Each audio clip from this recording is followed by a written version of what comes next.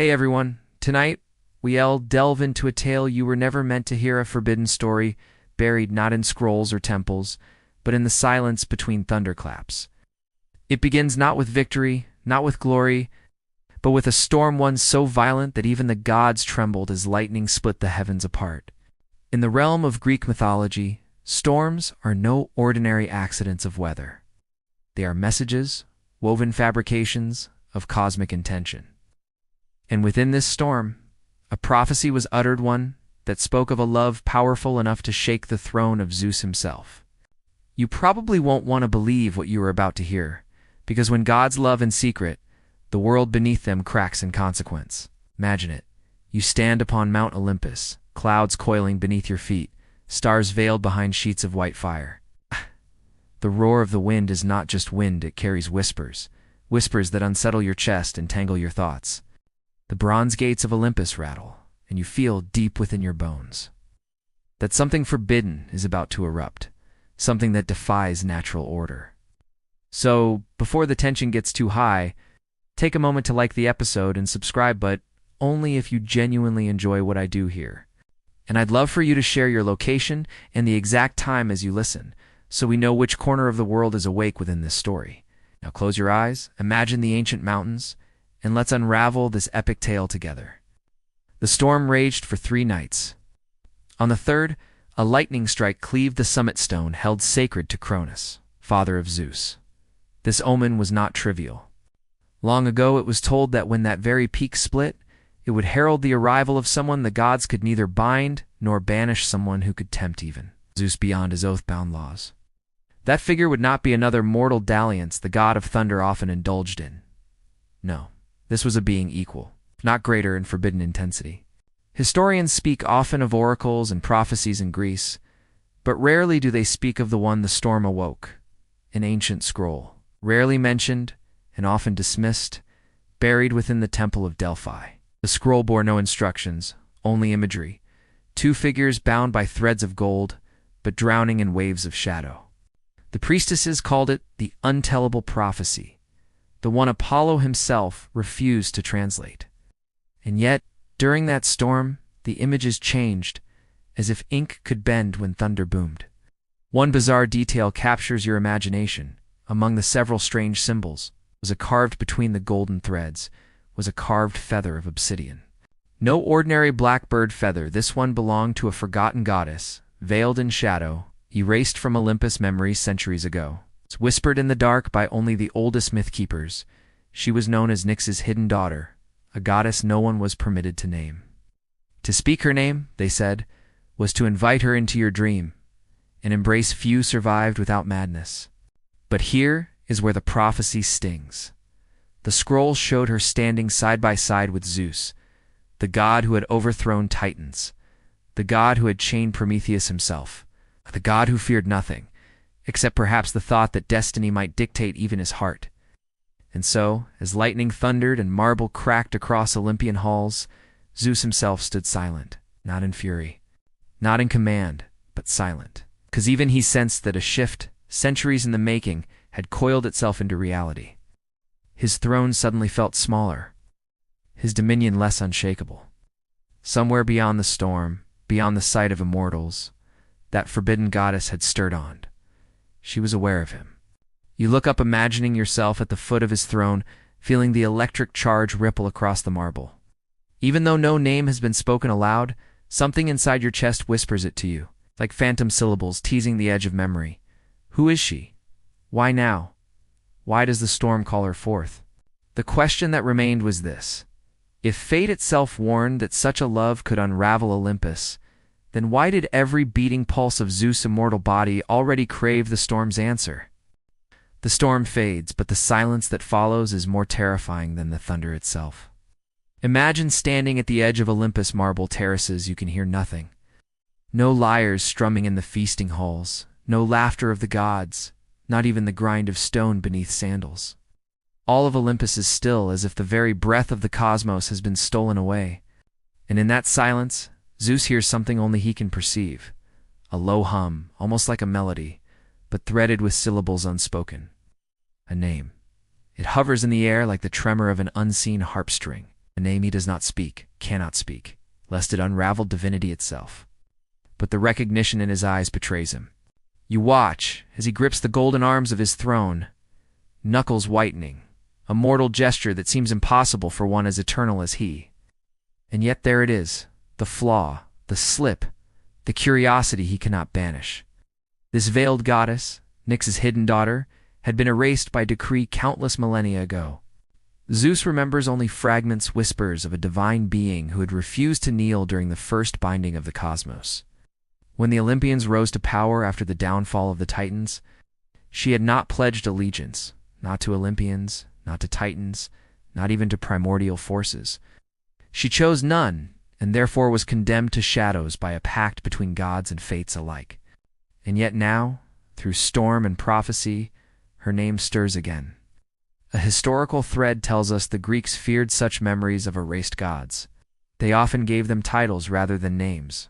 For instance, they spoke of Agnosia, the personification of ignorance, or Acles, the goddess of eternal mist. Some scholars argued these were merely epithets for older goddesses that had been deliberately obscured, so cult worship could not reignite. Could it be that this hidden daughter was one of them, a remnant of the primordial pantheon suppressed by Olympian law? Of all curious details, one fragment survives in scattered local legend. Villagers in Thessaly, when facing moonless nights, spoke of leaving obsidian shards beneath their doors. They claimed the shards protected them from the footsteps of the goddess who sees in darkness. And though these people had no direct temple to such a figure, the shards themselves, sharp, glinting black, were treated almost as offerings. If this is true, then perhaps what Zeus hears is not just a name. Perhaps it is a call from something the immortal realm tried desperately to forget. Imagine him alone in his great hall, marble pillars rising around him like frozen lightning bolts. Every shadow trembles a little longer than it should, as if yearning toward him. Though he doesn't yet rise, you feel his heart leap. Not the controlled fury of the storm-wielding monarch who commands kings and monsters. Not the lustful impulse that drove him to countless forbidden affairs. But something new, something vast and frightening, an ache he cannot rule with decree. At the edges of Olympus, owls stir in daylight, a strange omen even for Athena's watchers. Down below, mortals glance at their hearths, confused to find flames sputtering oddly as though listening instead of burning. The entire world reacts subtly, silently, to the goddess who does not yet step forward but makes her presence known by name alone. And here lies the most dangerous question. What is a name, if not the summoning of power? Every listener of the old myths knows that to name a god is to give shape to their influence. For gods erased, forgotten, or veiled, their names linger only in silence, silence with teeth. Zeus exhales, and in that breath, you sense both longing and dread. He whispers to himself, though no one around him dares repeat it, "How can I crave what I was never meant to remember?" The question that remained was this: if her very name could bend Olympus to silence, what would happen when at last she stepped fully into the light? The murmur of her name does not fade. Instead, it clings to the chambers of Zeus's mind like smoke that refuses to dissipate. Imagine sitting where he sits upon that throne, surrounded by marble, by immortal kin, by the weight of ultimate sovereignty, yet haunted not by war. That sound is more dangerous than all the titans chained beneath Tartarus, because it does not come from foe or rival. It comes from the dark corners of his heart. Zeus, the king of Olympus, has heard countless names. Heroes and tyrants, mortals and monsters, epithets for gods and forgotten daemons alike. Yet this one strikes differently. It is not spoken aloud in feasts, or inscribed upon temples. It resonates as though it belongs not to sound, but to silence. When it touches him, it feels as though it strips away his thunder and his lightning, leaving a being startled by his own vulnerability. The gods around him notice. Hermes, ever watchful, pauses mid-step, sensing the tremor in the air. Hestia, tending the eternal flame, remarks later how her fire skipped, as though unsettled by invisible breath. Even Apollo, master of oracles, tilts his head to the sky that night, uncertain why his prophetic art seemed to avoid an unnamed void. But none dare ask Zeus what disturbs him. They've seen what happens when anyone pries into his private storms. Still, Zeus cannot forget, imagine being him, pacing the vast golden hall, restless as though an itch sears upon his soul. You look into the horizon of clouds, and beyond, you imagine eyes in the darkness waiting for yours to meet them. And once lodged in imagination, desire becomes inevitability. The historical fact is this: the Greeks often spoke of gods who heard names in dreams, pulling mortals toward shrines or sacred springs. Epiphanies, they called these encounters moments, when a mortal and a god's presence overlapped in sleep or vision. But for Zeus himself to experience such a summons, that notion drifted into the unspeakable. And yet, that is what was happening. For the first time, Zeus was the summoned rather than the summoner. There is even a curious artifact tied to this legend: a shard of obsidian unearthed centuries later in Boeotia, carved with lines that bend like winding rivers. Some scholars claim it was part of an apotropaic offering to ward off shadowed deities. But what unsettled archaeologists most was the inscription, faint, nearly erased, and yet enough to decipher half a line. It read, "To her who walks where stars refuse to shine." The very notion suggests that once, long ago, mortals feared her walking their world under the cover of moonless skies. And so Zeus's Thundershaker begins to wonder, could her name be the key to his undoing, or the balm to an immortal loneliness he had never dared acknowledge? You watch him lean forward in thought, his hand hovering close to the eagle perched beside his throne, a creature that seems uneasy, shifting as though it too senses the unseen presence pressing into Olympus. The psychology of this moment is cutting. Power thrives on certainty. Zeus has always believed himself sovereign, untouchable, the center of divine will. Yet within him now is uncertainty, craving he cannot justify. Imagine the king you revere trembling not before an army or a curse, but before the echo of a forbidden love. And here lies the abyss staring back. If the gods themselves could forget their laws for love, what could mortals believe in? If Zeus faltered, what did justice, fate, and order mean anymore? But Zeus does not stop the whisper. He lets it echo. He leans into it. And even as he holds Olympus in his grasp, his thoughts spiral into shadow, seeking the one whose name he cannot utter without fear. The question that remained was this: would the whisper of her name be enough to lure Zeus into steps that even Olympus could not forgive? The name lingers, curling through the corridors of Olympus like smoke no one else dares to see. Zeus sits taller on his throne, willing himself to silence, but within his immortal chest the echo continues on, steady as a second heartbeat. He knows the others feel something strange. They glance to him, waiting for commands that never come. His silence frightens them more than his storms. And so they withdraw, whispering among themselves as a gloom falls upon the shining halls of Olympus. The first to respond is not Zeus, but the oracles seated far below, mortals with ashes at their knees and smoke filling their eyes. Delphia stirs. Imagine the marble chamber dark except for torchlight, the scent of bay leaves, and smoldering laurel thicken the air, and a young priestess convulsing as Apollo's gift seizes her tongue. She screams of visions, a crescent moon split down the middle. Two figures standing together within its halves, shadows twining into light, light burning into shadow. The keepers record her words in trembling hands. Those words will pass up through the ranking priests until they reach Olympus itself. By then, the prophecy is sharpened into a warning. A love shall rise that binds eternity with loss. Should it flourish, the crown of Olympus will fall under its own weight. Zeus hears this through half-hidden messengers, and though the words are damning, he cannot escape the strange truth. The vision does not repel him, it compels him. Almost as if hearing his forbidden desire confirmed in mortal mouths unlocks something he had fought to suppress. Once more, history offers us parallels. Remember the oracle of Croesus, who warned the king he would destroy a great empire if he went to war? Misread ambition led to the ruin of his own. Prophecies in Greece were rarely false. They were truer still for how easily they misled those who clutched them tightly. Zeus knows this, yet even he cannot read the vision clearly. Would loving her cause Olympus fall, or had Olympus fall already begun when the storm whispered her name? One bizarre detail preserved in obscure texts is that the oracle's chamber was said to have exhaled not the usual vapors of volcanic earth, but a sweet fragrance on the night she cried this prophecy.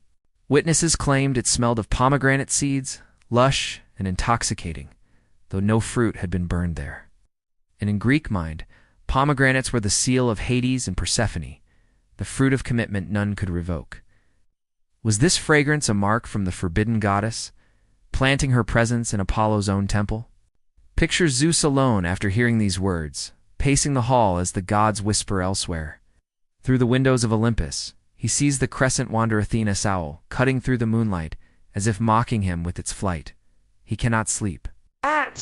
Gods may not need slumber, yet he feels his body heavy as though laden by mortal fatigue. And when he succumbs at last to a restless daze, he dreams. In his dream lies her gaze. Not soft, not inviting, up direct. Piercing, black as stone, polished in firelight. She does not speak, but oh, how you feel seen, stripped, weighed by measures no mortal could endure. And the strangest part? You do not resist. Fear and fascination unfurl together, a poison and a cure in the same gulp. He awakes shivering, though gods rarely shiver. He draws his cloak tightly around him, though no Olympus night is cold. Those who watch him from afar mutter they saw Zeus weep silently once before dawn. Whether it was rain, divinity, or a god's single tear, no one will confirm.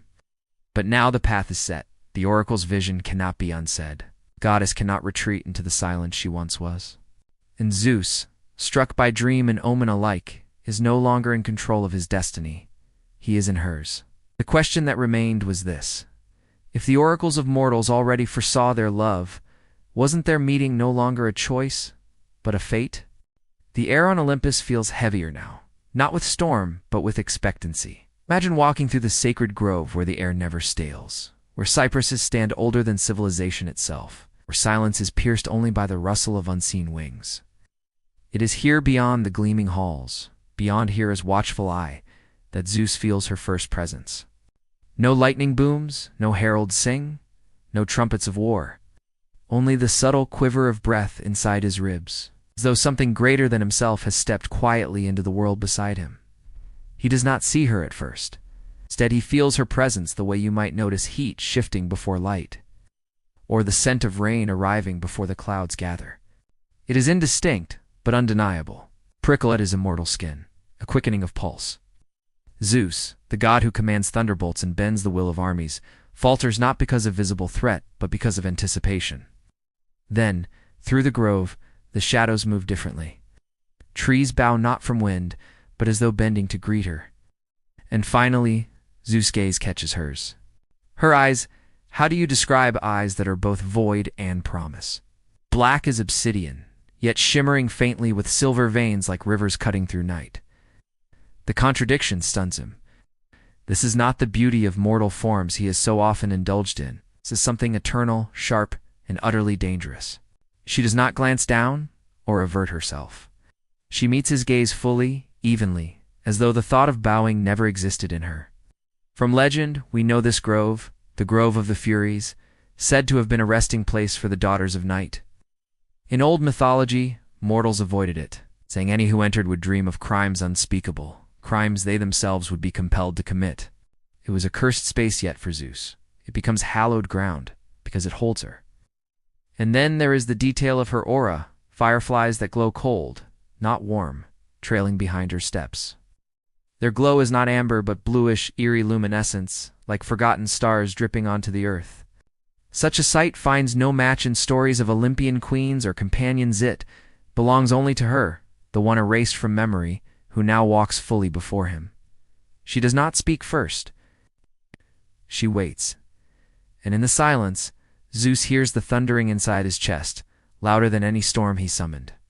Imagine being Himused to mortals trembling beneath a smile. To gods bristling beneath a glare, and for once feeling yourself stripped bare with nothing but truth exposed. Finally he says, low and steady, words he never expected to utter, "Why have you come?" But in truth, it is not accusation. It is plea.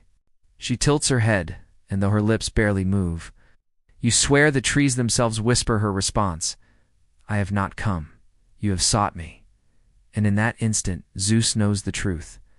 The storm was no accident. Split stone was no omen apart from him. He's been drawn, summoned, lured not by sacrifice or offering, but by his own hunger, his silent emptiness at the throne, the loneliness disguised beneath immortal supremacy. She is not intruding upon him. He has intruded upon her. Historians claim that even the greatest gods were bound by fate, yet rarely does myth describe their awareness of it. Most Olympians pretended they were free, pretending fate bent to power. But here Zeus is forced to see what no crown can hide, that his steps, his desires, his very soul, lead him deeper into forbidden shadow. Her expression softens, not gentle, not pitying, but curious, as if she too cannot fathom why she allowed him to see her at all. And suddenly, the grove feels like a world shut away from Olympus, where laws are blurred and hierarchies have no dominion. You can almost hear the forgotten rustle of ancient hymns, sung once for her before her name was erased. The sound threads itself between them, as though memory itself conspires to entwine their fates. But the question that remained was this: in their first shared gaze, did Zeus uncover salvation, or the seed of Olympus' ruin? The grove holds them in silence, but not stillness. The air itself seems tense, as if woven threads of destiny have been pulled taut, ready to snap. Between Zeus and the forbidden goddess lies only a breath's distance. And in that space something impossible flickers, contact not made, but inevitable. You imagine standing between them, feeling the weight of millennia press into that single dangerous instant. Then, caught in her gaze, Zeus notices the strangest thing. She carries no weapon. No torch of power, yet in her hand rests an object older than Olympus itself, relic.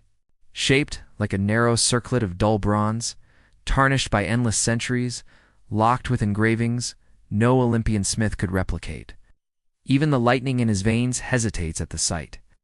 When his eyes linger upon it, he realizes in awe and dread that this is no ordinary item. This is an artifact of binding. Such relics were whispered about in old cultic traditions. Before gods reigned as rulers, when primordial forces raged ungoverned, ancient artifacts were made to temper their chaos, a dagger that could cut oaths, a cup that compelled truth, a circlet that bound divine will no matter the wearer's strength. Most were scattered, buried, or consumed by the earth as soon as domination shifted to the Olympians. This surviving relic is not supposed to exist, and yet here she holds it lightly, cradling it against her palm as if it were merely a trinket.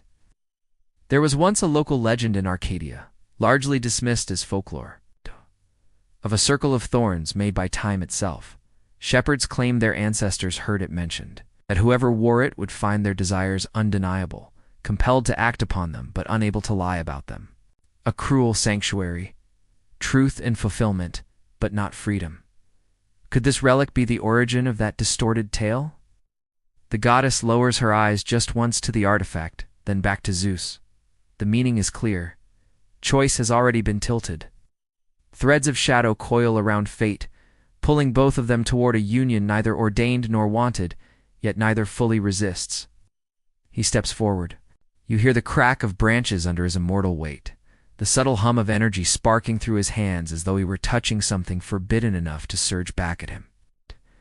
But when his hand brushes near the bronze circlet, there is no explosion of thunder, only still warmth, pulsing in rhythm with his own divine pulse.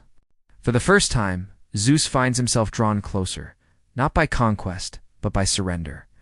His touch hovers near hers, without yet meeting skin, bound only by the relic's invisible escalation. He knows what it means. Proximity is no longer coincidence.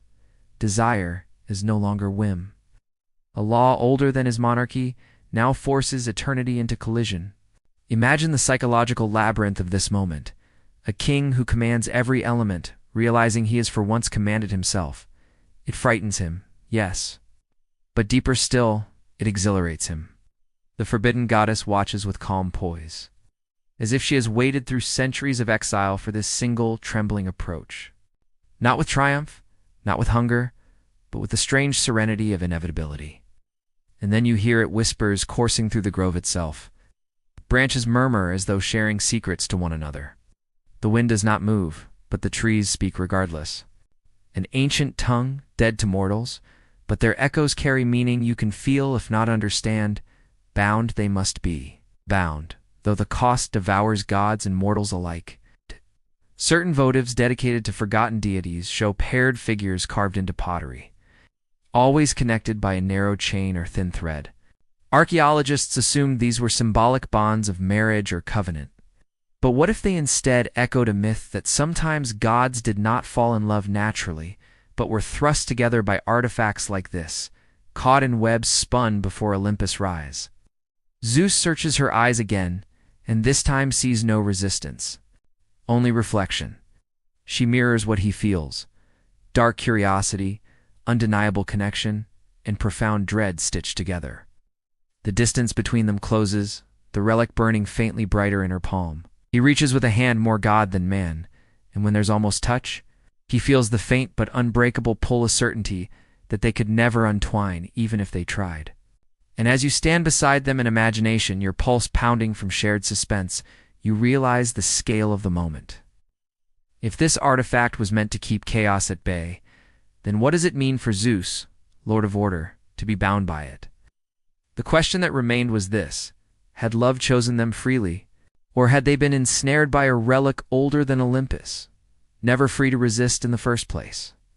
The grove breathes with hushed shadows, and the relic flickers faintly in her hand, like a hidden ember. Zeus, whose will has bent nations, whose storms have sundered mountains, now stands still before a choice that hardly feels like his own. And as that electric silence hums between them, fate unfolds and others step forward, not with thunder or flood, but with something subtler: temptation.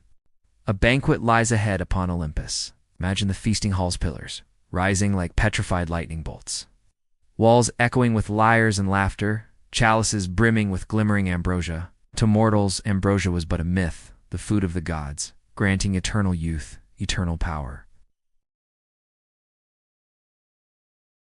Tonight's banquet, meant merely as another celebration of peace among the Olympians, instead becomes the stage for something unspeakable. You see Zeus take his throne at the high table, golden eagles gleaming overhead, Hera seated beside him with stiff grace. Gods and goddesses chatter, their voices layered like flowing water, but he barely hears them. For across the hall, at the edges where shadows curl deeper than torchlight dares brighten, his eyes catch flickers of her presence. How she entered, he does not know, nor is there fear. She simply is there, blending with stone and darkness, unseen by the others yet completely undeniable to him. Every time he raises his chalice, he feels her watching. Every drop of ambrosia burns sharper than it ever has before, as though laced with some darker sweetness not meant for Olympian tongues. And though Hera leans in with quiet words, Zeus cannot focus. The forbidden goddess possesses the room like a whisper just too loud to ignore. Here is where myth and psychology entangle. Temptation is never about abundance, but about absence. Zeus has had what he desired: mortal, queens, nymphs, goddesses. But here is someone he should not, cannot, by all laws divine and written, approach. And precisely because of that, the desire sharpens to unbearable hunger. There is a curious anecdote from mythic tradition.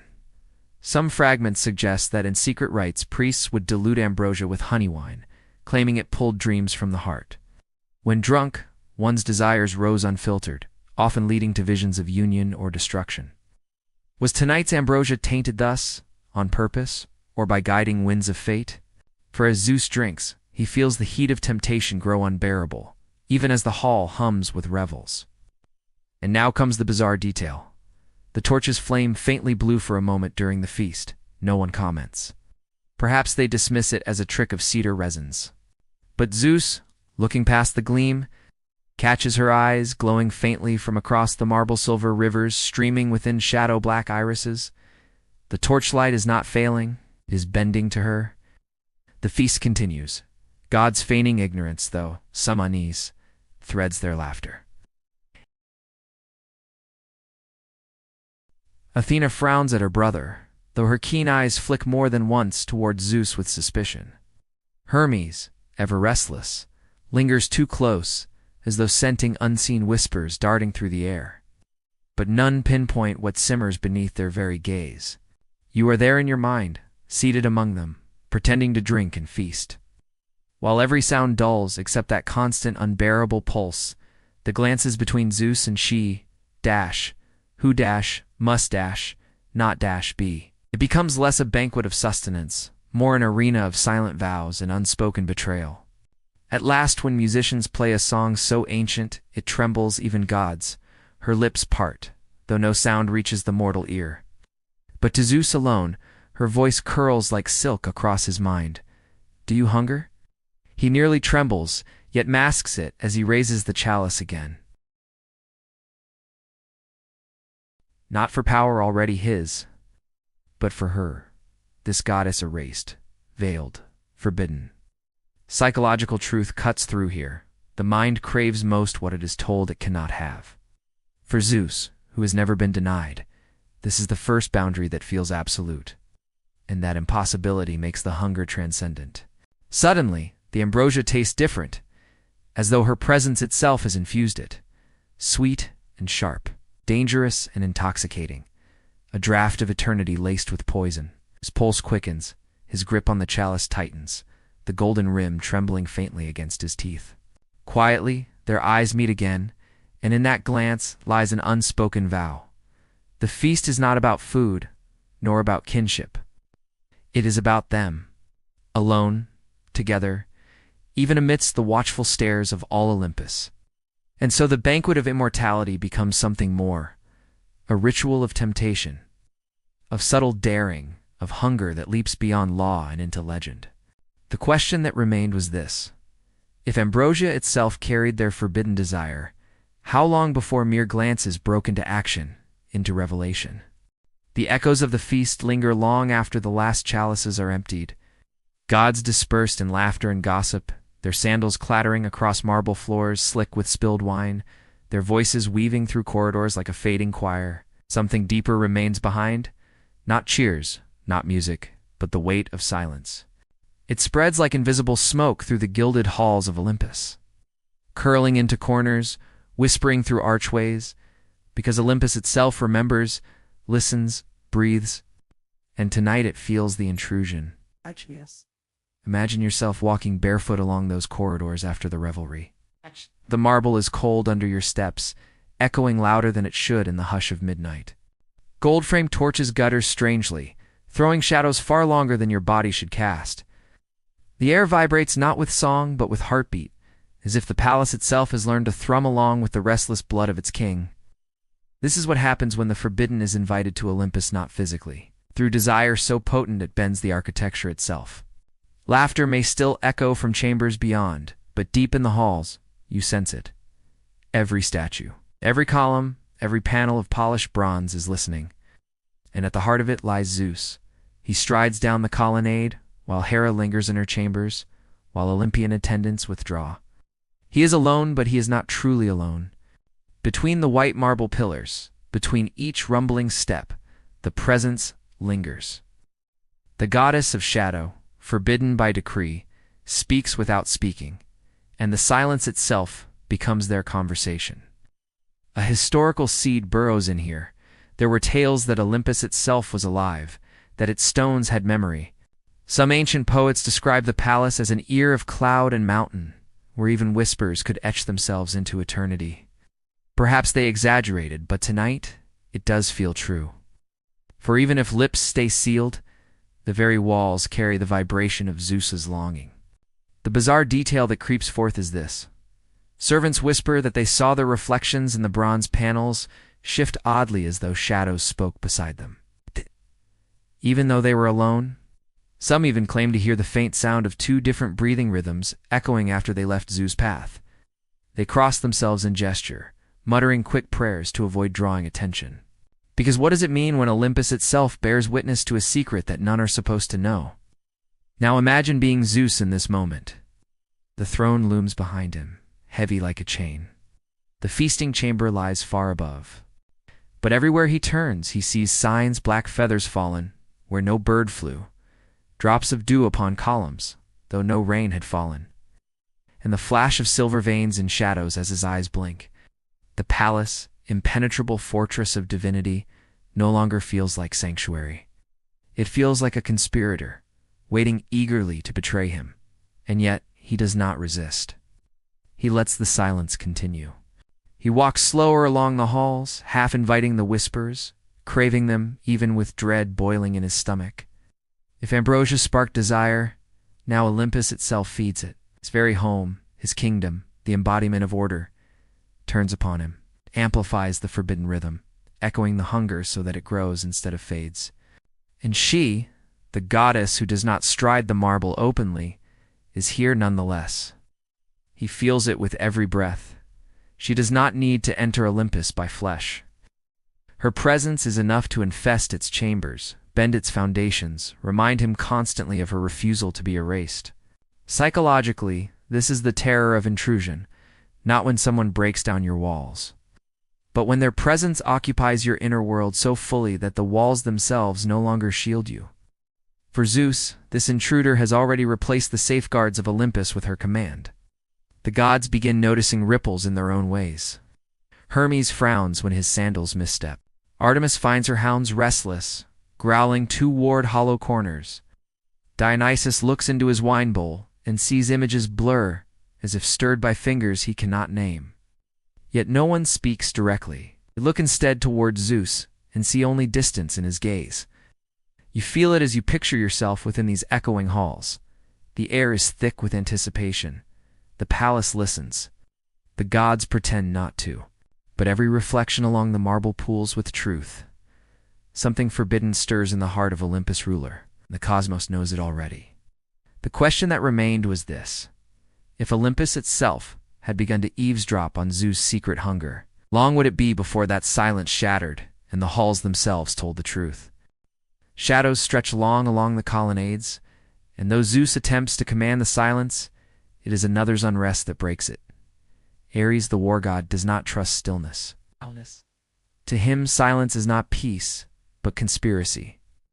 Picture him pacing across Olympus, crimson cloak trailing, bronze greaves clattering against marble. No, his nostrils flare like a warhorse, catching the scent of battle. Something is wrong, and unlike the others who shrink from Zeus' quiet tension, Ares charges toward suspicion like a spear meeting a shield.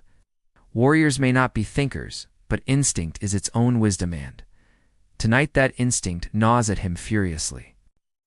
The storm that broke Olympus' peak, the odd tremors within the feast, the strange way Zeus' lightning has quickened not in wrath but in distraction, it all strikes him as unnatural. And unnatural forces always precede betrayal. From ancient tradition, we know that Ares was often portrayed as impulsive and mistrusted, his rage dangerous even among his siblings, yet paradoxically, he was also the first to smell rebellion. In myth after myth, his war sense found dissent sooner than others dared admit. Tonight, that same pulse sharpens against him like a blade being whetted. Ares prowls the palace halls, black plume bobbing atop his helmet, sword in hand, though no battle is declared. From the shadows, the servants shrink away. Their feet scuffle in corners, their whispers fade like wind. And you, imagining his presence, feel how tension grips Olympus. A predator hunting not beast but secret. And then the odd detail. His armor hums. The bronze is restless, vibrating without strike or clash, as though echoing not his own steps, but those of something unseen. This has no explanation in godly craft. It should not be. Yet everywhere he stalks, the strange resonance follows. His suspicion swells. He pauses at Zeus' chambers, ear tilted to the great doors. All is quiet. And yet he hears faintly what no warrior should. Not weapons, not voices, but the lull of another's breathing, perfectly paired against Zeus' own. This should be impossible. Zeus is alone, or should be. He fists his hand upon the door, ready to storm through. Imagine his heart pounding with anger, jealousy, the ancient rivalry he carries in his marrow. For though he has endured his father's endless affairs, something about this silence, this unspoken tension, drives him nearly mad. But before he can strike, a lightning crack sears down the sky, startling even the war god. He withdraws his hand, pretends hesitation is strategy rather than awe, for he realizes Zeus' power itself is restless, curling in the air, eager to lash at intruders. And though Ares longs for confrontation, even he knows the punishment of crossing his father at the wrong moment. He growls like a chained wolf, swallowing fury and stalks away for now. But his suspicion does not fade. Instead, it bleeds into every step, every glance, until Olympians catch fragments in his narrowed eyes and clenched fists. He mutters to Athena, yet she gives no answer. He brushes past Hermes, who smirks nervously but does not pry. Ares' mind is ablaze with battlefield geometry, seeing plots, alliances, betrayals, even where they do not exist. This is how whispers become wars.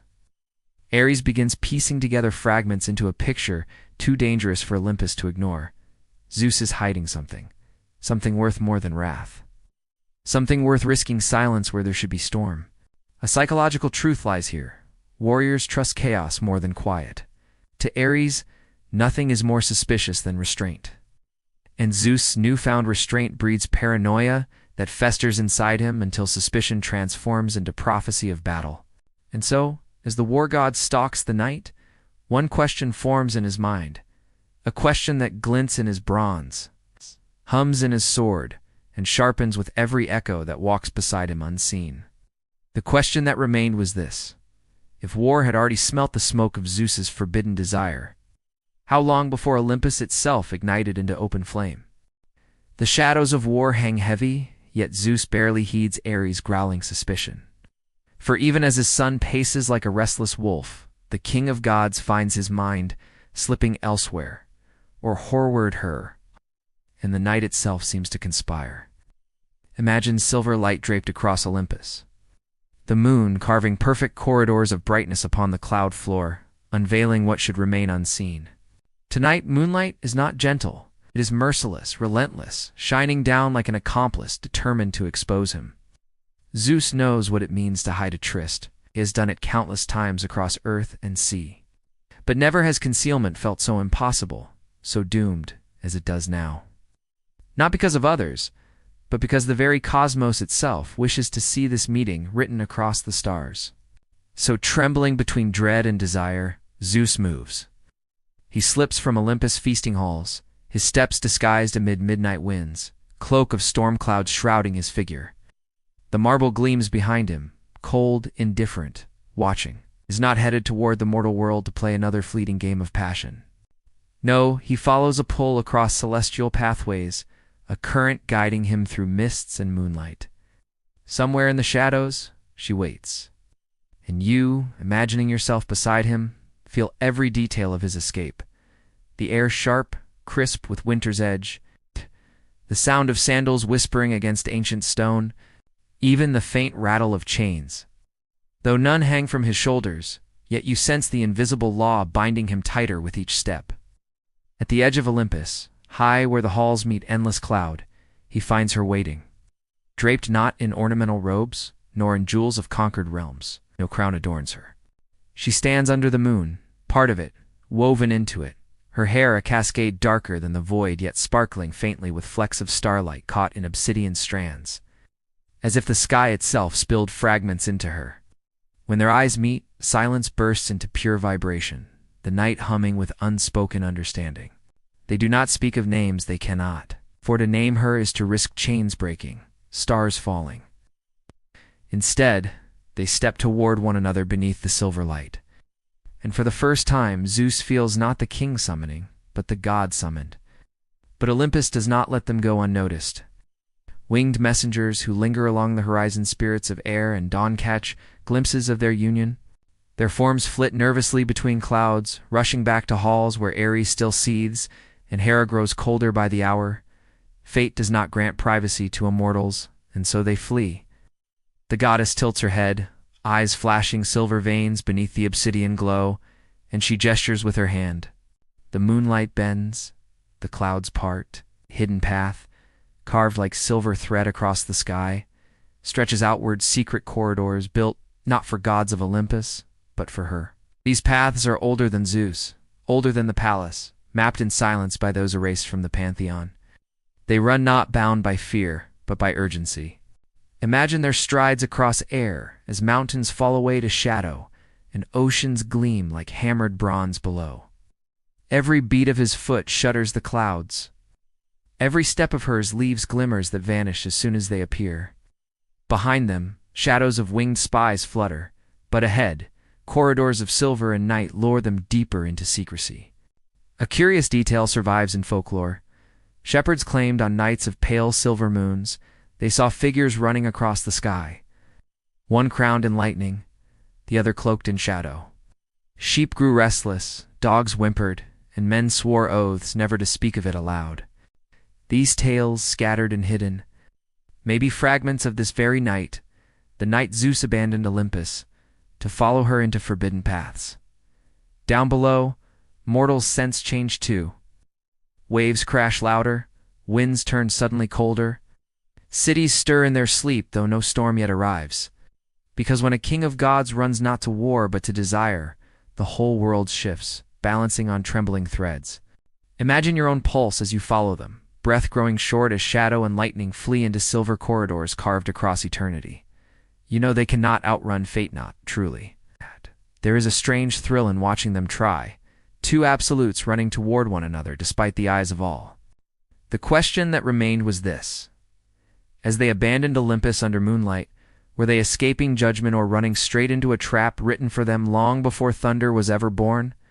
The path is narrow, woven of silver and shadow, and though it gleams like freedom, Zeus feels the old weight of destiny pressing harder with every stride.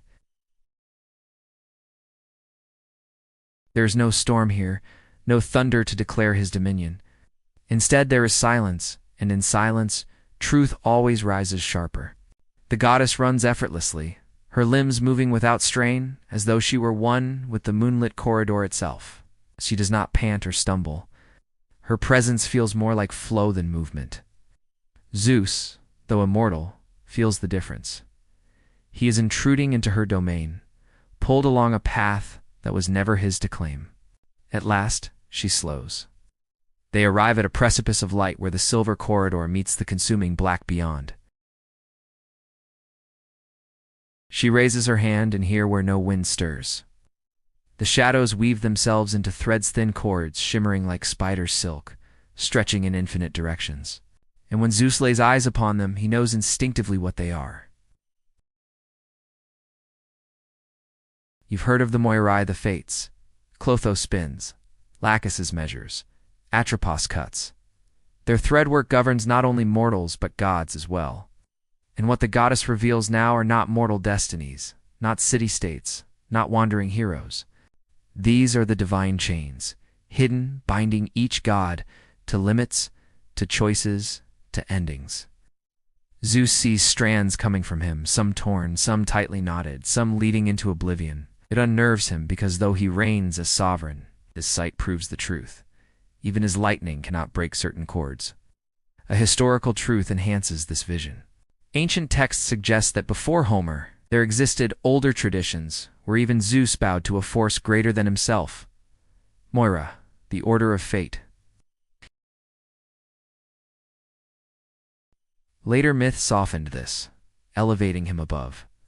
But whispers remain the image of Zeus not as fate's master, but as fate's prisoner. Though bizarre detail here, often overlooked in fragmentary myths, is that some claimed the Moirai themselves were born from Nyx, goddess of night.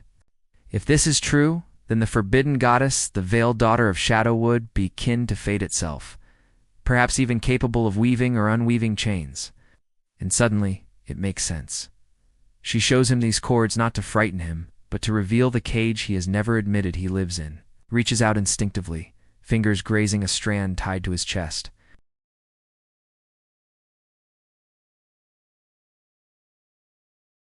Here, before her, his limitless power falters, confronted by truth he cannot command, and then she steps closer.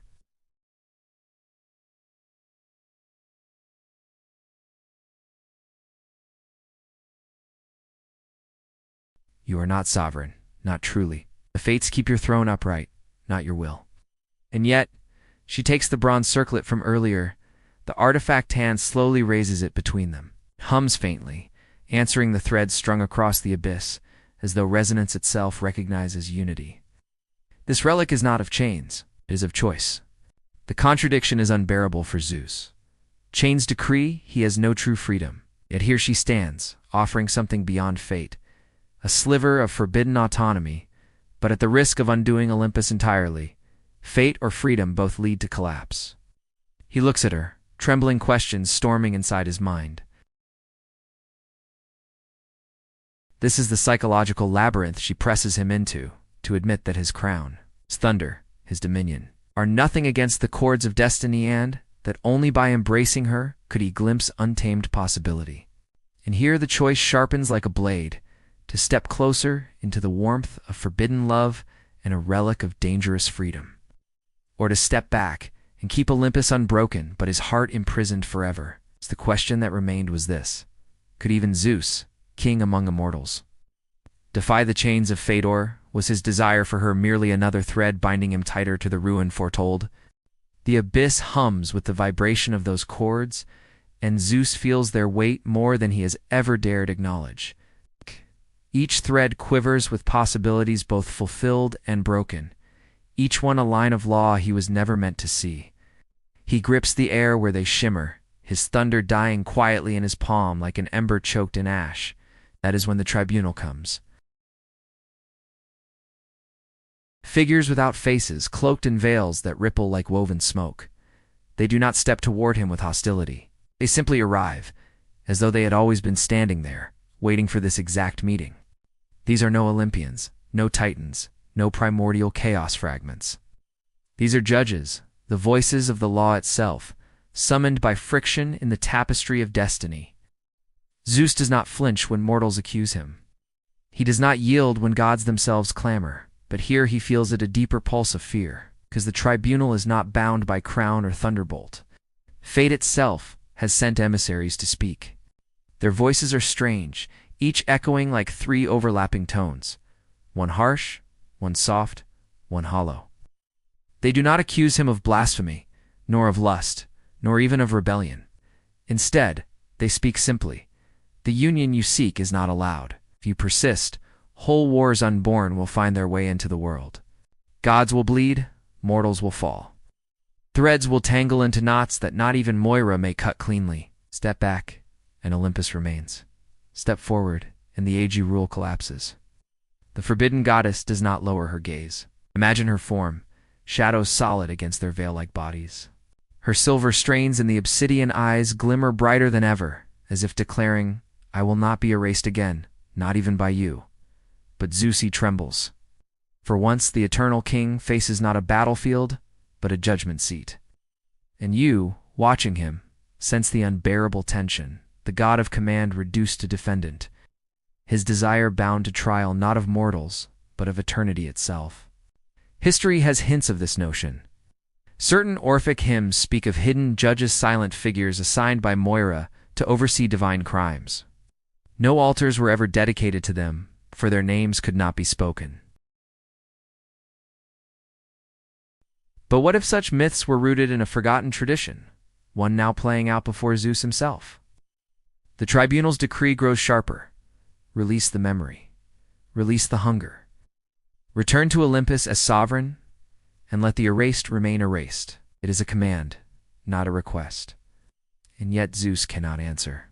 Because for the first time, desire in him outweighs decree. His silence speaks volumes, is not obedience. Silence here is rebellion. Then comes the bizarre artifact detail. The bronze circlet in her hand flares briefly, blazing bright enough to momentarily blind even the shadows. The tribunal reacts there, shapes flicker, momentarily disoriented. For the relic was never meant to exist, and its power unsettles them. Suddenly you sense that the goddess herself has some claim even over these untouchable emissaries of fate. They cannot bind her easily, and therefore they cannot fully bind him so long as he clings to her presence. The standoff thickens.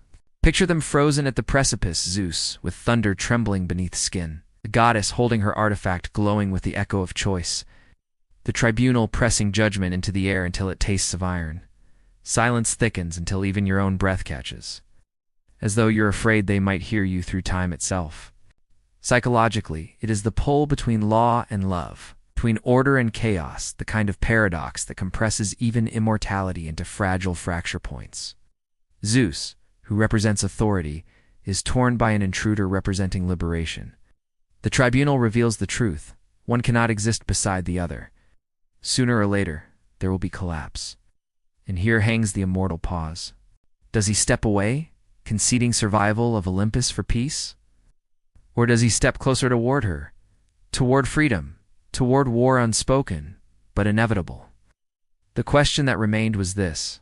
In a realm where judgment was older than kingship, would Zeus dare risk eternity itself just to touch the love forbidden to him? The tribunal fades like smoke unwoven by wind, leaving only the suspicious hum of fate vibrating in the silence.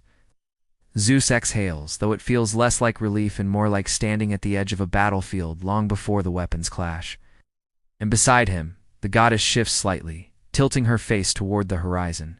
Her gaze pierces the heavens, and suddenly he follows it. Above them, constellations shimmer against the velvet of night.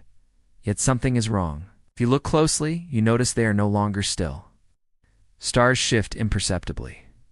Sliding away from the ancient positions mortals chart for navigation and farmers for planting seasons, a slow dance, deliberate and almost choreographed.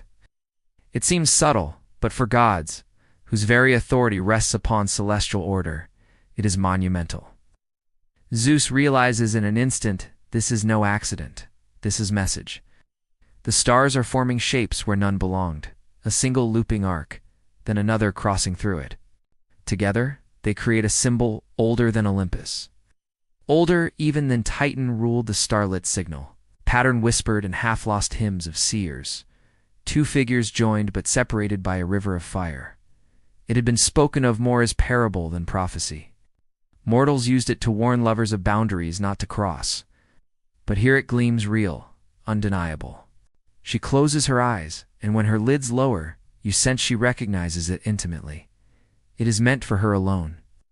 The cosmos speaks directly to the erased goddess, confirming what both have dreaded and desired.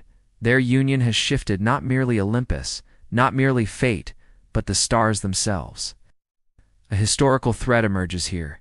The Greeks often tied myths to the constellations, the stories of Orion, Callisto, and Andromeda written against the sky as eternal witnesses. Yet there were also records of changing constellations, whispered in Hesiod's fragments, where during great upheaval, the stars themselves temporarily rearranged as omens. Could their ill-fated love be the origin of one such phenomenon, later lost in retellings? Stranger still, there exists a curious artifact, uncovered in Crete. A clay disc etched with spirals of dots, once believed decorative. Modern scholars note its uncanny resemblance to constellations, but the configuration does not match present skies. Could it be that long ago, mortals glimpsed stand, recorded the very night when this forbidden alignment appeared? Zeus clenches his hand, lightning itching against skin, eager to leap at the sky as if his storm could force the constellations back into their true places. But he stills his anger, because deep beneath his pride, he feels it. Futility. No storm can burn away stars. This signal is not his to command. Her whisper slices like smoke woven into blades. They are warning us. And yet she does not retreat. Her eyes gleam brighter silver, as if the warning only sharpens her resolve. Perhaps she has spent too many centuries being erased to fear warnings anymore. Perhaps she craves not avoidance, but defiance. Zeus's heart pounds with conflict. His throne, his rule, all demands he heed the signal, preserve balance. Silence this temptation before a war beyond comprehension ignites. And yet, as you picture him standing beneath the reformed constellations, one thought haunts him above any law or warning. Finally, something greater than my throne calls to me. Psychologically, this is the allure of fatalism. Humans and gods alike often embrace what already seems written, finding freedom in inevitability itself. Zeus, who once resisted resignation, now feels seduced by it. For if the cosmos itself says their story will reshape eternity, then why not surrender? Better to be consumed by destiny's blaze than to cling forever to the cold safety of law. And thus love pushes closer to rebellion. The question that remained was this. If even the stars had betrayed their ancient stations to signal their forbidden love, what force remained strong enough to silence or survive it? The stars keep whispering their altered shapes, but back on Olympus, another force stirs and her wrath is quieter, colder, and infinitely more dangerous than thunder. Hera, queen of gods, consort of Zeus, the vengeful eye that never truly shuts. Imagine her seated in her private chamber, the marble beneath her throne kissed by moonlight that filters pale and thin through crystalline windows. She does not storm outwardly. No lightning crackles in her hands. No scream rattles Olympus pillars. Her vengeance begins as silence, frost entering a warm room, bleeding into the veins of those nearby. Servants shiver, though no wind touches them. Torches dim without smoke. Voices falter mid-sentence. Hera does not need to strike. Her wrath is an atmosphere. She has seen the signs to the disruption in the feast, the odd tension in her. Husbands faced the storm he did not call, but which still shook the palace, and now the way the stars themselves flicker with unfamiliar shapes. Hera knows him better than any mortal or god dares admit. His betrayals are not secrets to her. They are habits, rhythms she has endured, schemes she has punished. But this one feels different, precisely because it unsettles Olympus itself. A historical truth fuels her paranoia. Hera was not merely goddess of marriage, as later simplifications often claim. She was a guardian of cosmic order through union. Every pact, every vow, every fidelity within the mortal and divine world passed through her sacred domain. To break marriage, to breach vows, was not simply personal offense. It was a metaphysical violation, a challenge to her authority. And Zeus, her king and husband, has now entangled himself in a love so forbidden it threatens not only her dignity, but her very sovereignty.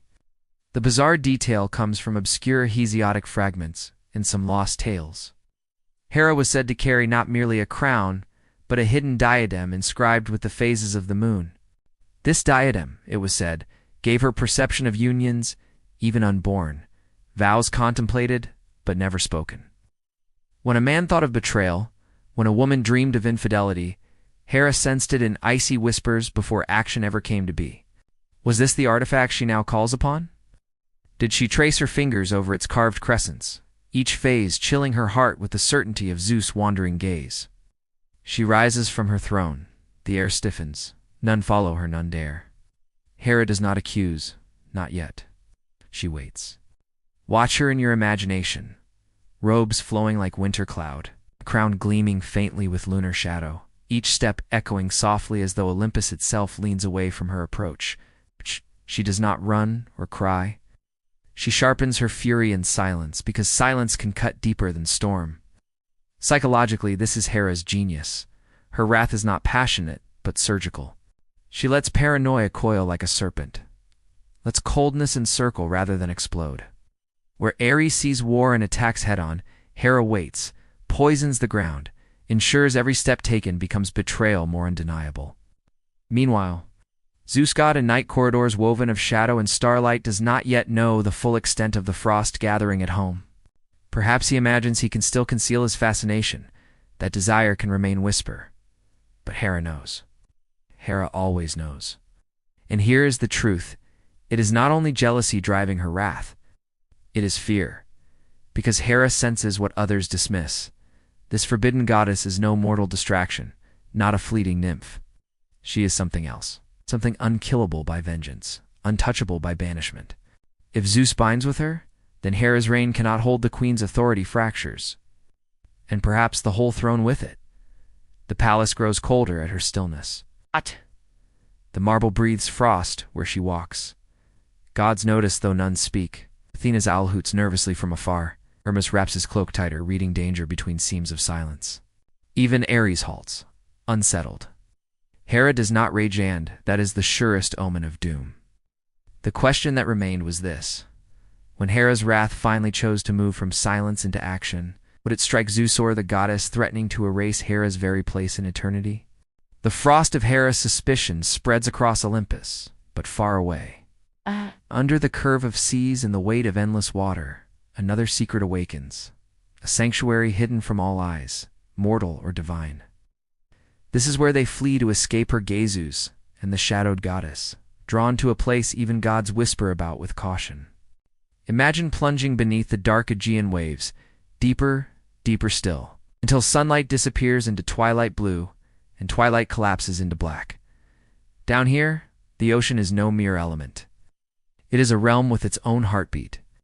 Caverns open like jaws, coral spires loom like towers, and curls curl like unseen gatekeepers.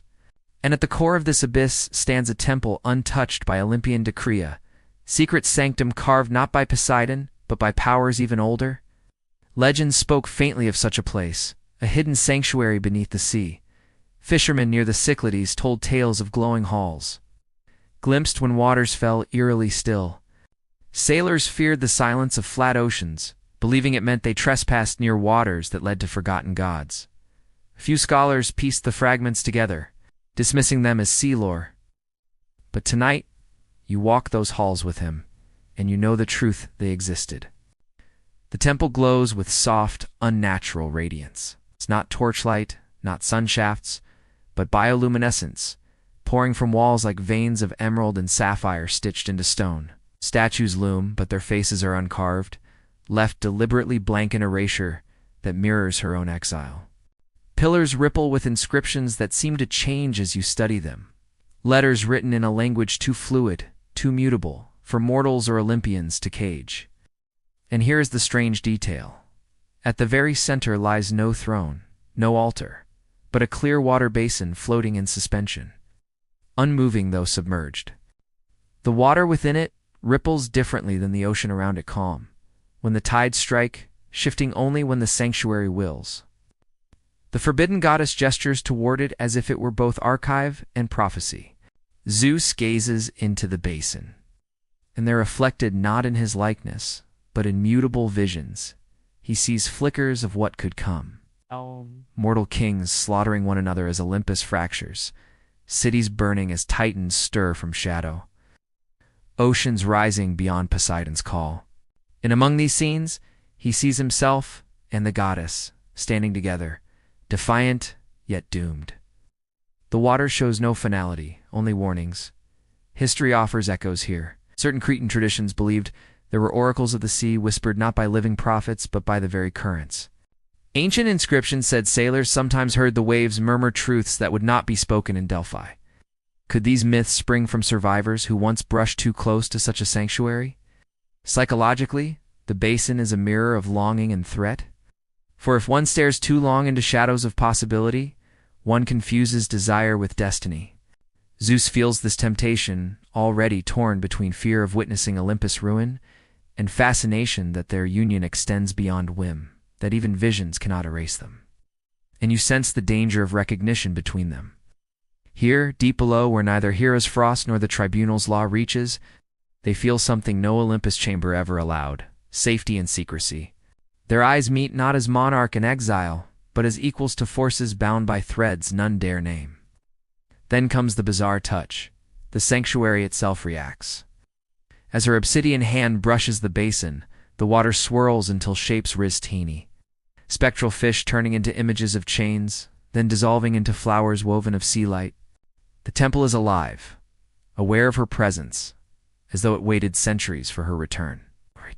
And thus, by standing with her, Zeus is not intruding. He is entering her inheritance. Together in that abyss they share silence more intimate than words. Zeus feels a pulse in his chest, not of thunder but of yearning, stripped bare, a gravity he has never surrendered to anyone. And she, who once walked alone, erased from remembrance, feels, for the first time, that she is witnessed, not as shadow, not as exile, but simply as herself. But seas cannot stay still forever. The tide outside grows restless, currents twisting like serpents. Poseidon, lord of the oceans, may not yet know what unfolds under his waves, but the sea hints it cannot remain hidden for long. Every refuge bears its cost. The question that remained was this: could even the ocean bury their love indefinitely? Or would the rising tides expose them as surely as lightning illuminates shadow? The sanctuary thrums softly in its watery glow, ancient and alive, yet Zeus feels the weight pressing heavier. No relic, no temple, no sanctuary could eternally shield them. Even the waves that wrapped the sanctuary's walls whispered reminders of inevitability. Hera's coldness above, the tribunal's judgment, the shifting constellations that had already betrayed them. And so the goddess speaks, her voice quiet, measured, flowing like dark water. Do you not see? The only way to claim us is to leave Olympus, to abandon everything you are. Zeus stands still. Imagine the god of storms, the eternal throne-bound sovereign, confronted with a choice he has never been asked to face. Not a conquest, not a victory, but surrender. His answer does not come quickly. Its breath clouds even in the undersea glow, though no cold exists here. Then, like a current pulling against the tide, his voice breaks. Then strip me. Bind me. For one night, let me not be king. And this becomes the turning point. She offers him something not even godhood could afford him, the gift of mortality. In her hand, she raises the bronze circlet once again, but this time its glow is no longer cold. It pulses like a heartbeat, synchronizing with their own. The relic bends laws, its resonance capable of lowering divine essence, of condensing eternity into fragile human flesh. The risk is immense. For if Zeus becomes mortal even for a single night, he would be vulnerable to wounds, hunger, even death. A fall from a stone, a knife in the dark, disease upon his breathany could claim him. The strongest of gods made weaker than even shepherds in the hills, yet he does not recoil. He hungers for it, because love that risks nothing is only indulgence. And here, in this sanctuary beneath oceans, Zeus no longer seeks indulgence but truth. History carries echoes of gods tasting mortality. There were myths of Apollo living as a herdsman for King Admetus, of Dionysus disguising himself as wanderer, of Aphrodite weeping truly at a mortal's tomb. But for Zeus, such surrender is unheard of. Nowhere in Homer or in him do we find the thunderer discarding his crown to taste the fragility of humankind. If this tale is true, it was hidden deliberately, excised from memory, because it threatened the certainty of his omnipotence. The strange detail that slips through survivor whispers points to Elis, where locals once spoke of a night the sky dimmed, the stars glow paling until dawn. They said Olympus slept, and elders shared that a god had walked among them, not in lightning, but in flesh. Humble and unseen. Could this oral scrap be a faint echo of Zeus' stolen night? So the goddess lifts the circlet, pressing it first against his chest. Right where immortal heart thundered endless eons. The relic flares. You hear it, more than see it. A cracking, not outside but within, bones and blood rearranging, thunder leaching from veins. Slowly, unbearably, the storm drains from him. Lightning flickers once across his eyes, then dies, leaving only the sheen of man. Imagine standing there as Zeus stumbles, not collapsing from strength, but staggering as if drunk on absence. He grips stone like mortal hands grip tools, feels lungs gasp as though air were drowning him. His body, still broad, still powerful, suddenly aches, and for the first time in eternity, he knows the sway of weakness.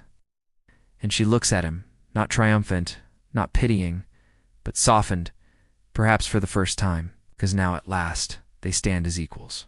Psychologically, this is shattering. A ruler defined by limitless control, forced into the humility of limitation. Power stripped down exposes what desire truly means. Can longing survive when stripped of conquest? Can love thrive when thunder is hushed? They breathe each other's air in that deep abyss. The relic cooling between them, his veins beating human beneath divine skin. And in that stolen heartbeat of shared fragility, Zeus feels alive in a way he never has upon his golden throne. The question that remained was this: could love only be true when gods fall from heaven into the fragile shadow of mortality? And if so, how long could such truth survive when dawn inevitably pulled immortality back upon him? The abyssal temple glowed faintly. But when they ascended back toward the mortal world, when Zeus' lungs truly struggled, when his heartbeat now echoed with the fragile rhythm of earthborn blood, the night above felt sharper, brighter, almost crueler. Mortality etched itself into his senses. The cold of the wind no longer brushed past his skin like silk it bit, stung, gnawed. Every inhalation burned in ways he never knew. Every step pressed his weight upon muscles that could now falter. It was agony, it was glory. And where do they wander upon their first night as equals? Not a hidden grove, not the fields drenched in shadow. No, they step into chaos made safe by disguise, a festival of masks. Imagine a mortal city swelling with torchlight. The streets bloom like arteries of fire. Laughter and song cut into the smoke-choked air, where dancers thrash, acrobats leap on wooden stilts. and jugglers toss flames that almost but never quite scorch the banners above. Mortals drink strong wine and pull each other by hand into whirling circles, until the ground itself seems to spin beneath them. And everywhere, faces are hidden. Grinning masks of boars, lions, nymphs, gods, papior, MCH, fashioned by poor hands into playful blasphemies. It is here that they vanish. For two mortals, who could possibly imagine their king of gods walking flesh beside them? No bolt of thunder, no voice of command, just a man draped in shadow, and a woman whose dark eyes gleam like an unlit star. Their masks are simple, one carved as a hunter, the other as a veiled maiden. Ordinary, unremarkable. Yet beneath those fragile coverings pulses the most dangerous truth in eternity. Zeus feels his legs ache from streets not paved of marble, his feet dragged faintly on cobbles gouged uneven by carts, sweat beads genuine upon his once immortal brow. To mortals, these are daily indignities. To him, they are revelations. For the first time, he knows what it means to be alive rather than eternal. Every gazing step becomes sacred. Every glance toward her makes the chaos retreat until the world narrows only to their shared breath. A historical echo appears here in an Athenian fragment. One obscure chronicler describes a mysterious festival during which two strangers danced as though they were gods forced into flesh, their eyes burning brighter than masks allowed. The oddity unsettled those present, for when asked their names, none could answer. Could this be the faint mortal record of Zeus and the forbidden goddess masked in revels? And then comes the curious detail whispered in oral legend. Some peasants remembered seeing sparks fall from the masked man's palm when he brushed it against his partner's shoulder. They swore it wasn't flame from torches nearby, but tiny fractures of lightning, muted yet unmistakable. Nobody dared pursue them afterward, fearful they had laughed beside immortals. Among laughter and strings plucked harshly, they dance, not as monarch enchained, not as exile returned, but as two bodies finding rhythm. Masks touch, tilt, glide around one another with drunken mortals spinning in circles close by. And in the secrecy of the crowd's chaos, their fingers lock, no storm striking them apart. Psychologically, this night is intoxicating. For Zeus, the absence of recognition is freedom. No bowed heads, no eyes watching for betrayal, no Olympus pressing upon his chest. For her, the mask is reversal, no longer forced to hide in shadows, but free to walk openly so long as anonymity shields her. Together, they are not rulers of lore, but participants in chaos, equal, hidden, alive. At one point they slip down a narrow lane, lungs full of spiced smoke and laughter. He leans against rough stone, and even that scratch against his skin feels profound mortality's reminder. She whispers near him, her mask tilted, her voice made softer by flesh and distance. Now do you see why the gods fear this? To feel every breath like fire, every step like weight tanned, yet every moment infinite. He does not respond with words. He only pulls her closer, trembling, but not with thunder. With hunger that no banquet or throne could grant, yet festival nights never last forever. On the torches, beyond the laughter, you sense something else prowling, something sharper and hungrier. Whispers crawling like smoke. Spies disguised in mortal flesh. Eyes sharper than masks. Looming inevitability winds tighter. As if mortals already notice sparks in his hands, how much longer before Olympus notices the absence of its king? The question that remained was this: could even the chaos of masks and mortal celebration protect them? Or had their first dance already been marked by divine eyes waiting to tear it apart? The festival burns on through the night torches low, dancers staggering, laughter collapsing into drunken echoes that will be forgotten by dawn. For a while, the noise shields them. Chaos masks secrets well, but whispers are shadows, and shadows always travel faster than steps. What begins as rumor among peasants quickly tightens into suspicion within Olympus. A spark of betrayal, once glimpsed, is enough to spread into wildfire. Imagine the fragile calm in which they stand together, leaning into each other's disguises, her hand brushing his chest, his breath heavy with wine and newfound mortality. The crowd spins like a living shield around them, masks laughing grotesque, drums pounding like distant thunder. For a brief moment, you almost believe they can remain here, hidden, human, untouched. Even chaos cannot stop a serpent from slithering into its cracks. Tonight, the serpent is not divine thunder or Hera's cold wrath.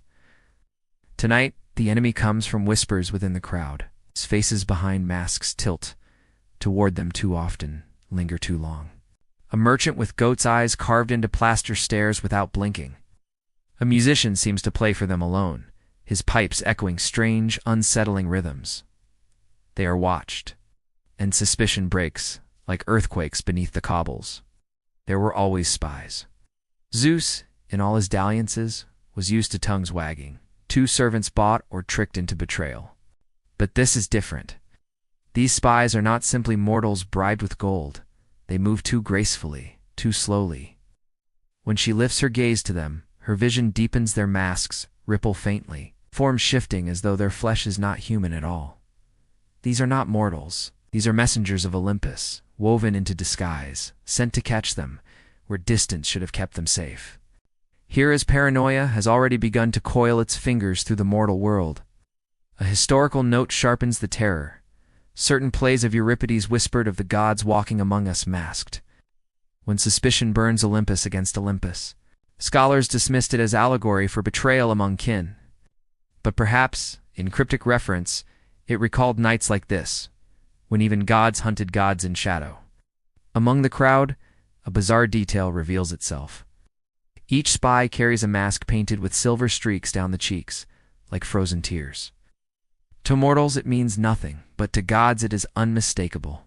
It is the mark of Hera's silent hunters, once whispered in fragmented myth. Avatars of her suspicion, feeding on lies, revealing truths in the cruelest ways. Storytellers claim that when these masked spies turned their gaze upon you, all concealment fell away, no matter how clever or holy. What greater weapon for Hera than to seed them among mortals during a festival where masks were supposed to protect? And suddenly, their laughter feels brittle. The crowd spins, but now it closes in rather than opens. The music tightens like a rope around the throat. Mortals dance on oblivious, unaware that a predator has entered the circle. Zeus grips her hand harder, but his body trembles, the fragility of mortality making him unsure. For 1,000 ages he has faced war without dread. But tonight, stripped of eternity, a knife across his flesh could end the king of the gods forever. The goddess watches his unease, her obsidian gaze steady, yet within it you feel calculation. She knew this risk, she warned him, and he took it anyway. Psychologically, betrayal is born not merely of acts, but of suspicion itself. And suspicion now moves faster than any truth can catch up. Allies become spies, revelers become threats. Even the torches seem to hiss judgment at their closeness. They cannot remain. She pulls him abruptly toward an alley beyond the festival circle. Stones slick with spilled wine scrapes beneath their fleeing steps. The night itself grows quieter, the noise of revelry muffled behind. But quieter is not safer. Quieter is where whispers echo louder, where suspicion crawls. Behind them, the spies follow. You can feel their presence more than hear it. It's like static in the lungs, like eyes boring into your back. Zeus, weakened by mortality, grips her shoulder for balance, his pulse erratic. Mortal blood thrumming against eternity's stolen silence. And you know, every breath, every heartbeat, is a risk the king has never endured. The street tilts beneath them, dust rising as distant tremors ripple through walls. A jug topples from a window ledge, clay shattering across stone. Even the earth seems restless, as if Olympus itself growls, demanding an end to their flight. The question that remained was this: now that suspicion has cracked open, and spies trail their every step, who would betray them first, the mortals drunk on rumor, the gods lurking behind masks, or Olympus itself eager to reveal the truth? The alley narrows, stone walls pressing closer, torchlight vanishing until only moon silver spills faintly across cobbles. Their sandals scrape against grip breaths ragged, echoes too loud. Behind, the masked spies follow, not with haste, but with steady certainty. Footsteps soft and deliberate, the rhythm of hunters who know their prey has nowhere left to go. Zeus, still mortal in borrowed flesh, leans faintly on the goddess at his side. His heart, once a mortal thunder, now pounds fragile within his chest, like a dying drum. For the first time in eternity, he is prey. And then black clouds boil out of nowhere. The air churns, pressure shifts, wind roars. Mortality bleeds into eternity as he cannot restrain his instinct. The storm he tried to bury beneath human skin surges upward, desperate, protective. Imagine the quicksilver pulse through his veins as lightning demands release. His eyes flare once again with searing white. Mortal frailty burns away in a fever of thunder. The compromised shatter Zeus cannot remain weak while she is hunted. The first bolt cracks across the alley, exploding overhead. Walls shake, stones rip free. The very air rends as if Olympus had torn its veil open to catch them. The spies stumble backward, their silver-marked masks glowing faint as the storm unveils truth. Their forms ripple, grotesquely revealing them not as mortals, but as phantoms sculpted from Hera's wrath. Each one faceless beneath painted plaster, black void where humanness should be. They hiss like knives scraping against glass. Zeus plants himself before her, his chest heaving, thunder cutting free in an instinct of desperate command. Even stripped of full immortal splendor, even shaking, he still has enough power to kindle fear in those who would unmask him. Lightning arcs down his forearms, every bolt shivering against cobbles until stone hisses molten beneath the heat. And yet this is not a simple skirmish. These spies are not warriors. Their weapons are not swords or claws. They strike instead with revelation. One steps forward, mask gleaming silver, and when its hollow stare falls upon them, Zeus feels a familiar terror, the fear not of death, but of exposure. His disguise crumbles in that gaze. The mask upon his face splinters in seconds, falling in shards to the cobbles. His identity, the God King, stands naked in a mortal alley. Gasps scatter. Mortals in nearby lanes, drunk but spectating, recognize him more enough of him to run screaming. Already, tongues will spread wildfire across the city before dawn. Whispers that Zeus himself walked among us, with a woman no god has named. Rumor transforms into betrayal in seconds. The goddess seizes his wrist, her voice sharp, slicing through the storm. Strike them, or all is lost. But this is the paradox pressing on him. If he destroys them in wrath, Hera will know at once. The spies are conduits, their deaths will be her knowledge. And yet if he spares them, they will carry news back regardless. Either path breaks the secrecy that their fragile union balanced upon. Here, mythology's strange echoes whisper again. Pausanias once wrote of cities struck inexplicably by sudden lightning on calm days, as though wrath was unleashed prematurely. Perhaps those random strikes were not random at all but sudden outbursts from Zeus on nights like this, when secrets teetered too close to discovery under mortal roofs. One bizarre detail from mythic fragments: Hera's spies were said to have carried no shadows. Mortal torches lit their masks, but the ground beneath them glowed blank. This omen appears here too. In flickering lightning, Zeus notices these hunters have no shadow cast upon the walls. And in that realization comes horror. How does one destroy what does not cast shadow?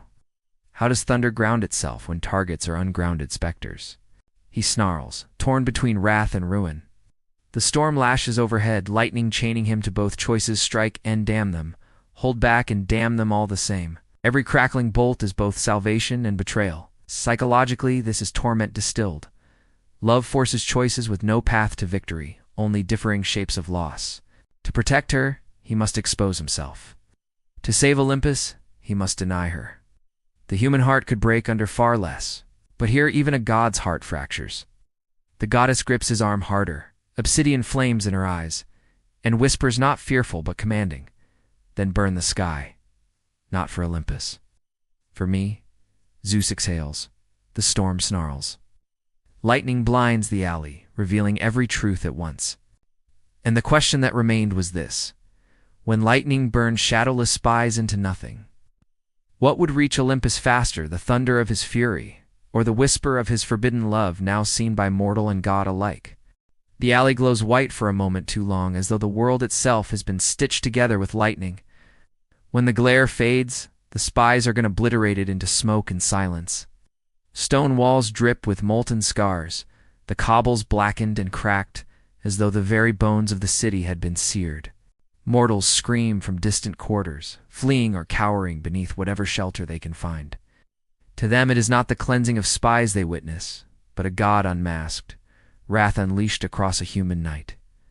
Zeus lowers his arms. His chest heaves, each breath ragged, tasting of smoke and salt. Mortal fragility still coils in his blood. Each release of thunder feels costlier, heavier, no longer effortless. Mortality has taught him how much violence costs. His knees almost buckle, and for the first time in memory, he must steady himself against the goddess at his side. She supports him, her dark gaze steady, her expression neither triumphant nor fearful. Instead, it carries a strange sorrow, as though knowing they have just broken something that cannot be mended. Then the sound, faint at first, curling through the smoky air. A low, haunting melody. It's not from flute, nor lyre, nor pipe, but something older. It is a voice. A song so quiet it might be mistaken for wind through shattered stones, and yet you feel each note quiver in your bones. The goddess straightens, her eyes gleaming wider, and Zeus recognizes it instantly. It is the song that binds hearts. Few mortals ever heard of it. Fewer understood. It was older than the Olympians, older even than Titans. A melody forged when Eros first whispered desire into the cosmos. A song that did not seduce, did not tempt, but bound. Whoever shared in its rhythm would never be free of one another. Not in dream, even if eternity itself tried to sever the cord. A historical thread sharpens its truth. Some vestiges of oral tradition in Thebes spoke of a melody sung without strings that accompanied divine unions which broke order. Priests called it dangerous. Once sung, it wrapped lover to lover with cords no law could cut. Perhaps this was but half a remembrance of what now unfolds here in the aftermath of betrayal and storm. She listens. Her lips tremble faintly, her shadows trembling along the walls as though drawn by the music. Zeus, dizzy with storm's aftermath and the fragile weight of his own weakened body, still hums painfully, raggedly, the echo of those notes. Okay. Does not mean toyette. It emerges, the storm matching the song. Act. His lightning and her shadow twined against stone in rhythm with that terrible melody. And then, the bizarre detail, though no living musician is visible, the crushed fragments of masks left behind hum faintly with the resonance. Hera's spies, in dying, had loosed this song unwittingly, the sound of recognition, of love too strongly revealed. The enemy's death left behind not silence but union. The goddess's hand rises almost without will. Fingers graze his shoulder, his wrist, then entwine with his. The relic hums faintly in her palm, resonating with the song.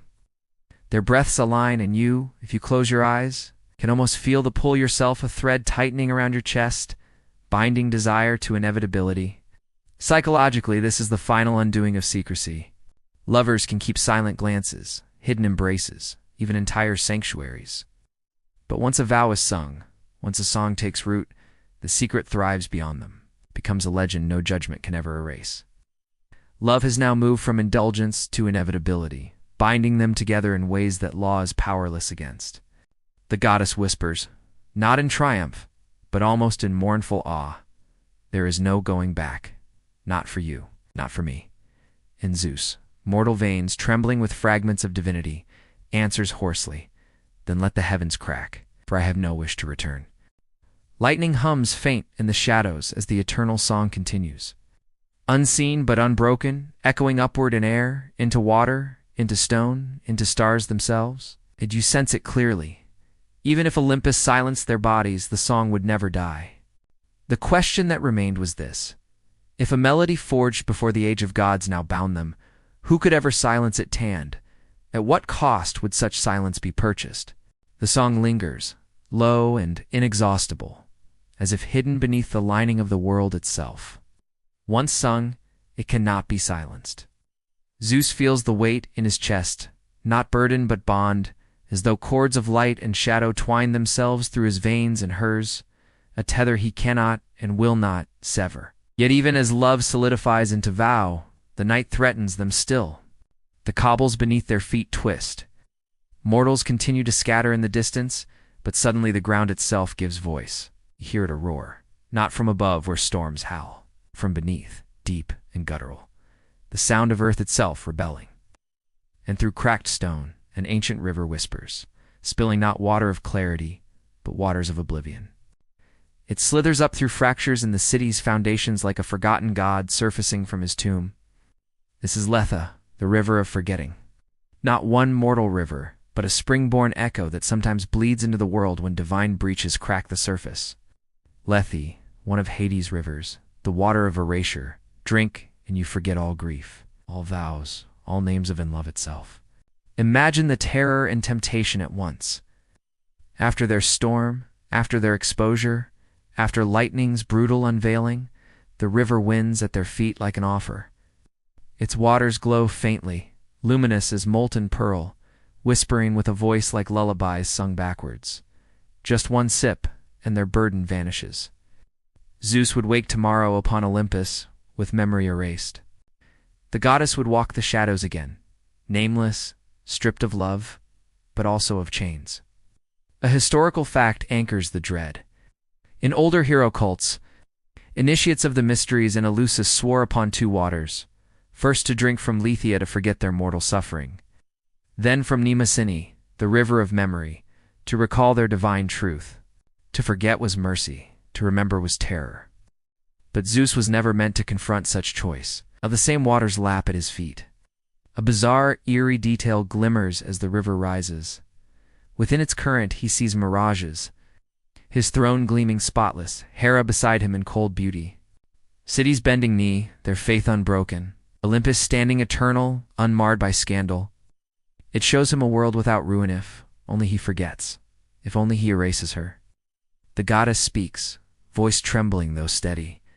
This is mercy, or a curse. If we drink, the thread breaks, the song dies.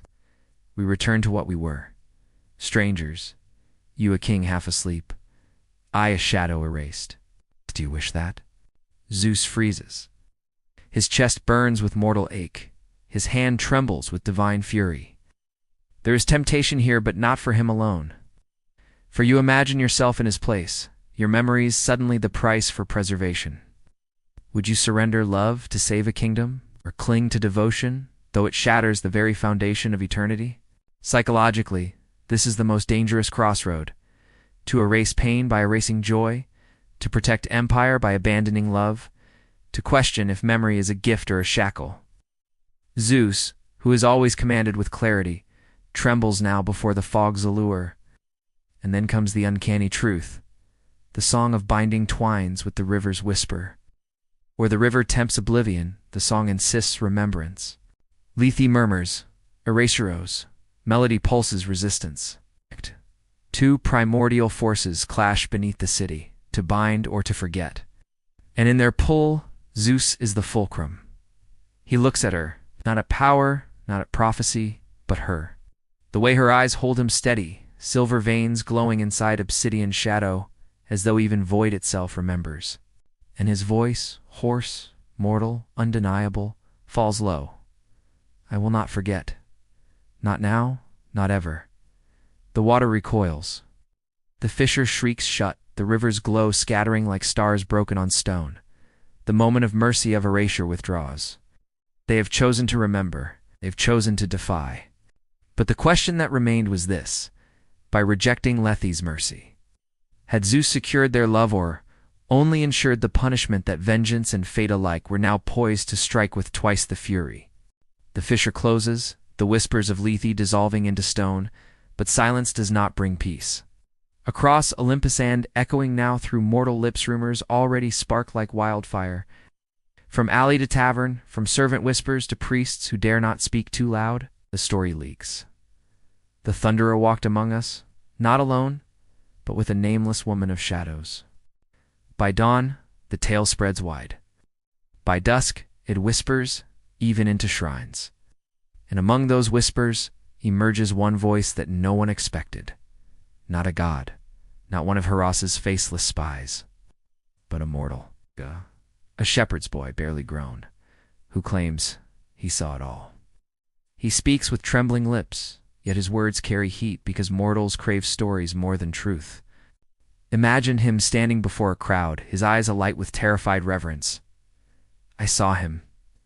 Mask broken, thunder in his veins, lightning shaking the stones. And beside him, her eyes burned as rivers of night. Who is she, if not a goddess the king himself hides from Olympus? This mortal, insignificant a day ago, now holds the epic in his hand. And mortals listen. Priests mark his words. Farmers nod at one another in fearful recognition. A single witness has sparked a truth too impossible to smother. The goddess listens quietly in the shadows. Her expression unreadable. Zeus seethes, thunder trembling at the edge of his mortal lungs, for never before has the word of a man carried such weight against him. But stripped of secrecy, he knows. This boy's voice is not echo but weapon, and Olympus will hear it. Hera will seize it. The tribunal will wield it. A historical thread heightens the dread. Call Croesus in the oracle, the prophecy not false but misunderstood, leading kingdoms unto ruin. Or recall mortals who dared speak against gods like Tiresias, punished yet unforgotten. Always, when a human carried revelation of divine scandal, myths ensured their names preserved. Perhaps this shepherd survives in some obscure tale, long transformed by poets into parable. One bizarre detail emerges here. The boy, when pressed by priests to describe her, does not speak of beauty or form. Instead, he claims there was a coolness, like night flowing from her skin, and sparks followed her feet like cold fireflies. This aligns with ancient votives discovered in Thessaly's symbols of insect-like stars carved upon obsidian offerings, once dismissed as primitive. Could these votives trace back to this very mortal sighting? Zeus, furious yet fragile, contemplates silencing the boy. But here lies the paradox. The more gods seek to suppress a truth, the faster mortals tell it. History itself shows how forbidden tales outlast shrines. Kill the teller, and he becomes martyr. Let him live, and he becomes wildfire. The goddess knows this. Her voice is steady as she tells him, "The more you rage, the more they will believe." We cannot silence memory, and psychologically, this is where Zeus's torment crescendos. For his whole reign has depended on silence and fear. He controlled mortals through thunder, controlled gods through authority. Yet here one trembling shepherd unravels the silence with mere witnessing. A god's dominion challenged not by titan or tribunal, but by a voice carried across dirt roads. Now the song binding them is not only theirs. The mortal world begins to hum with it, dressing rumor in awe, weighting gossip with myth. And if mortals love the story, it becomes stronger than even Olympus can undo. Still, dread coils tighter. Hera will not shrug. If Olympus already fears, if mortals already gossip, then vengeance will not be delayed. By morning, perhaps armies of messengers will circle them. By evening, Hera's frost will grow unbearable. The boy's story has set the avalanche loose, and there is no clawing back against it. The question that remained was this: if even a mortal child's voice could echo against the throne of gods, how long before Olympus itself answered not with whisper, but with war? Dawn approaches like a blade drawn from its scabbard slow, gleaming, certain.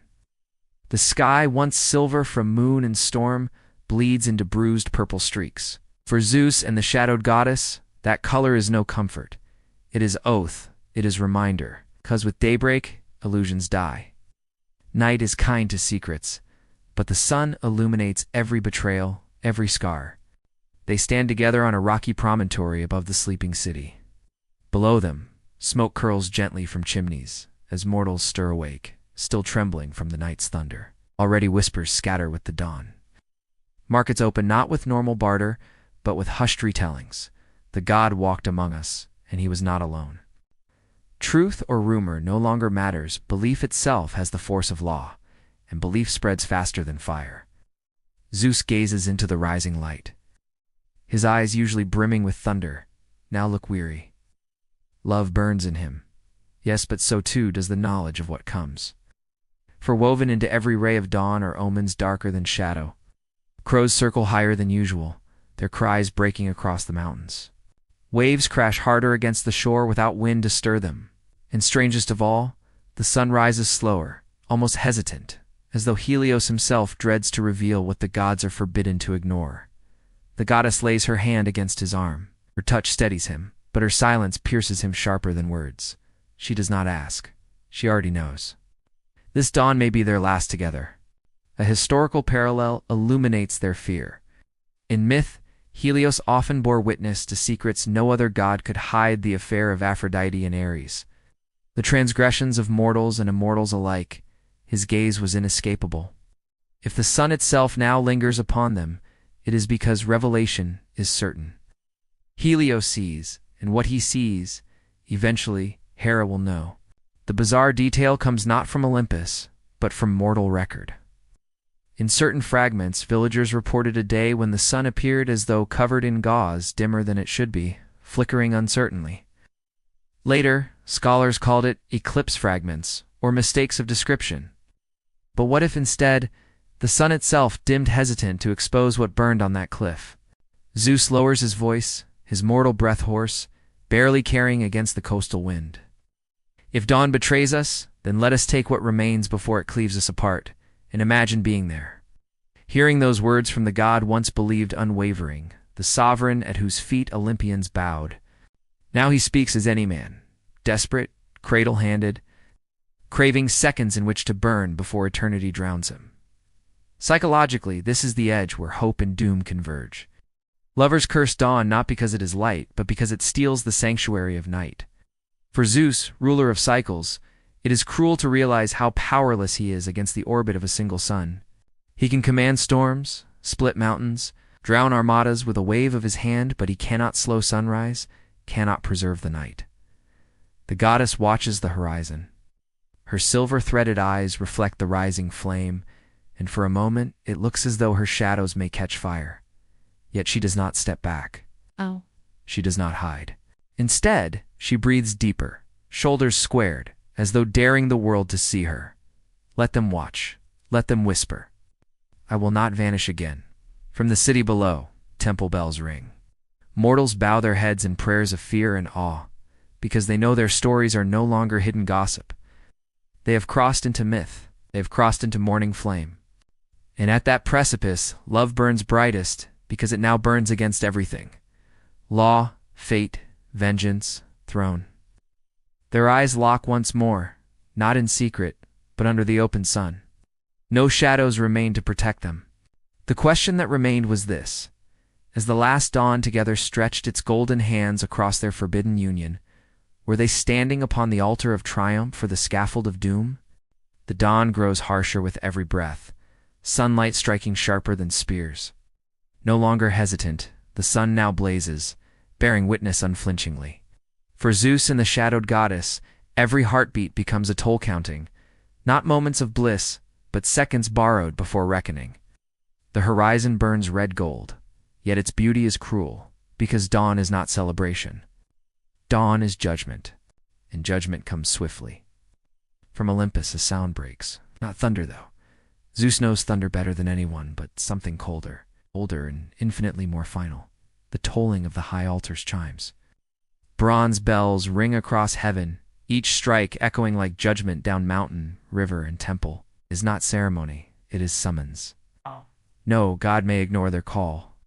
The entire pantheon groans awake, roused not by ritual, but by law itself. The high altar stands at the heart of Olympus, a place even Zeus has never approached lightly. It is not his throne, it is not here his seat.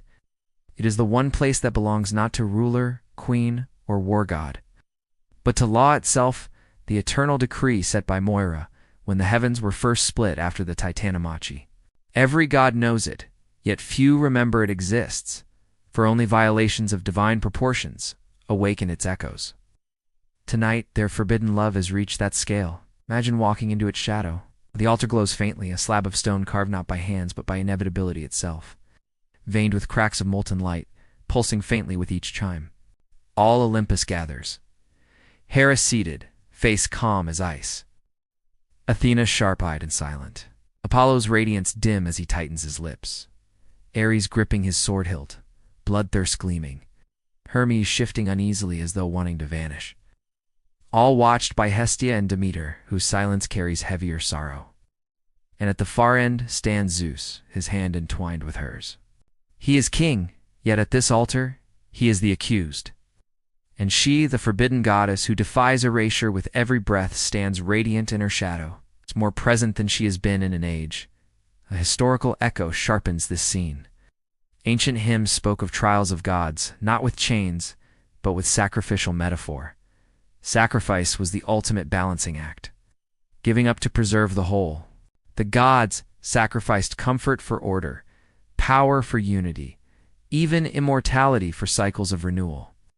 When divine law is breached, the only way to restore equilibrium is through sacrifice. And now that is demanded here. The bizarre detail of the altar unnerves even Zeus.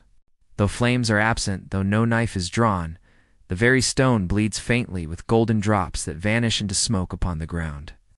Time itself seems to melt upon the altar, as though warning them. Every second you resist, eternity unravels further. The tribunal's veiled forms appear again, mist spilling forth. Faceless silhouettes that make even Hera glance away with discomfort. They do not speak in accusation. They speak in decree. One must be given, the throne, or the shadow. To preserve Olympus, one must be sacrificed upon this altar. The silence that follows is unbearable. Every god turns to Zeus. They expect logic. They expect Zeus to tighten his jaw, harden his heart, and sentence the goddess to erasure once more. That is what Olympus knows of kings. Rulers do not bleed for love.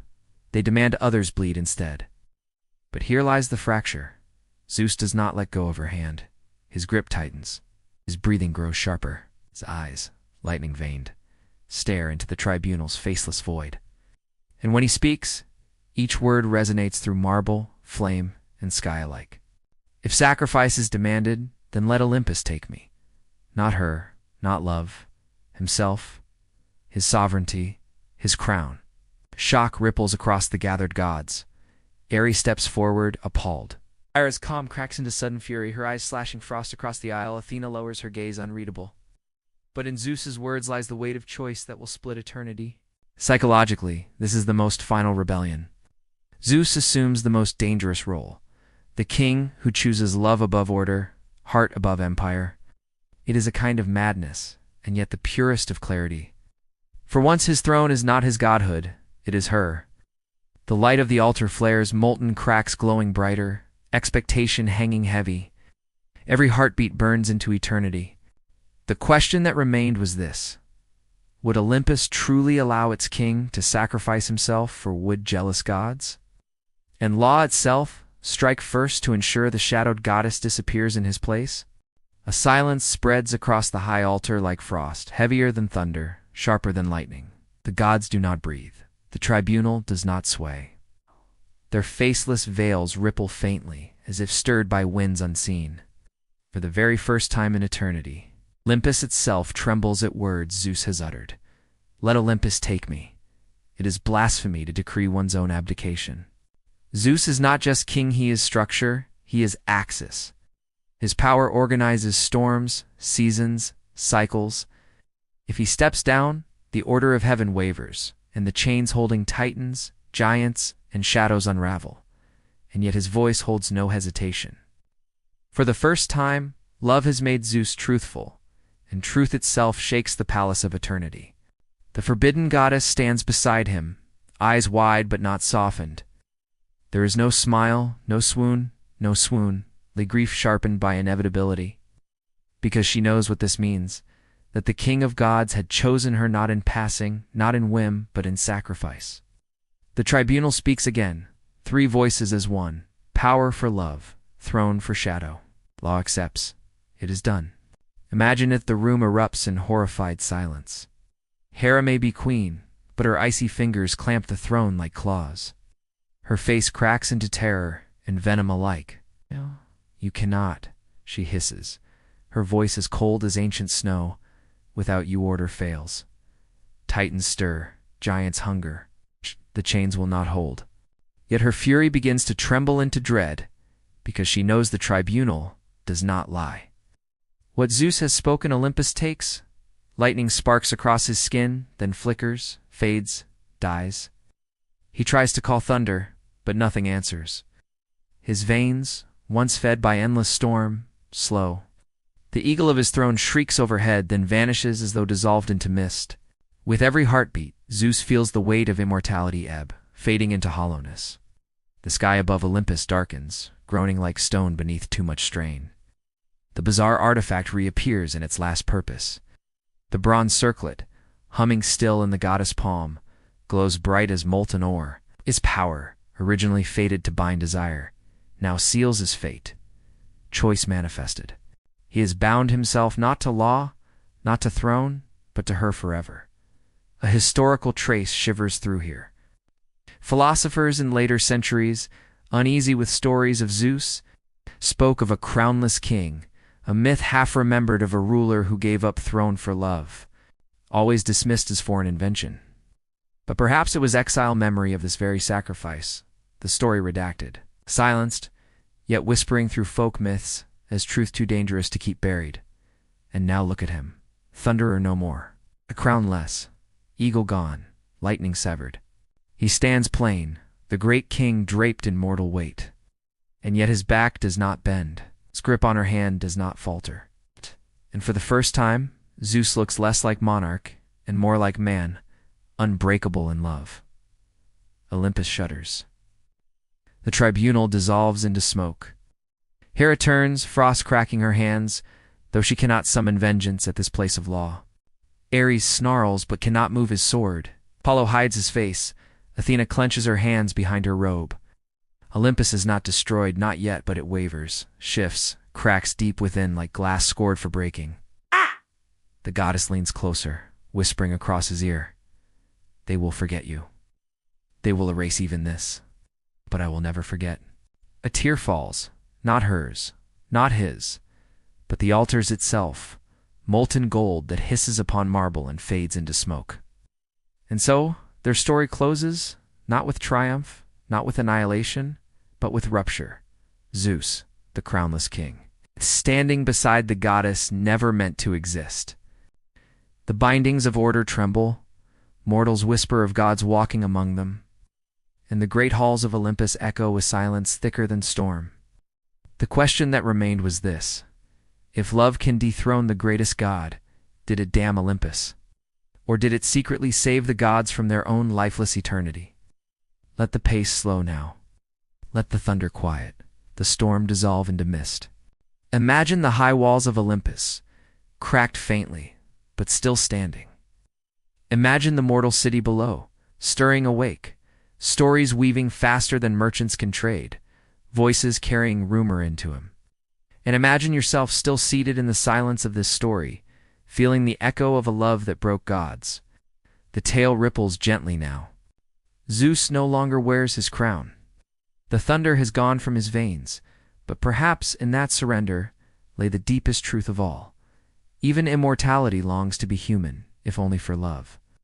And the forbidden goddess, once erased, stands now an eternal paradox, both hidden and remembered, both condemned and cherished. Close your eyes. Let yourself breathe through the weight of their choice. This was never a tale of conquest or lust. It was a tale of truth the gods themselves tried to deny, yet one that sings whether whispered on a shepherd's lips, carved into clay, or written silently by the stars. Perhaps tonight you feel that vibration still, as though some ancient song lingers between the folds of reality. Is song that does not tempt but simply remembers. And so, with the last flicker of candlelight and imagination, let us end here not with storm, not with sacrifice, but with quiet. Because all great myths must close not in fire, but in stillness. The stillness that allows the tale to live on inside you. May you carry their secret now, soft as embers, across your sleep.